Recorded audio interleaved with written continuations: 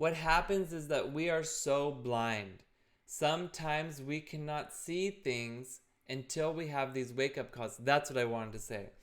Many times we are attracted to teachers or friends or spouses or partners that compliment us, that and let me put it like this, that compliment us in the way that they console us.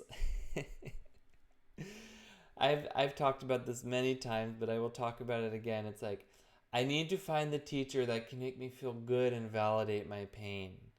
And I'm not saying that your pain isn't real, but it also needs to be healed. And it's not going to be healed by indulging it and by allowing you to keep on cleaning that kitchen. There are other areas that need to be worked on.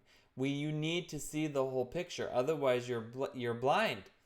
And I'm telling you right now, don't shoot the messenger, but the universe will wake you up to these things if you are not unlimiting yourself and unlimiting your perception. And then we do this through the energy, through the talent, through the skill of communication.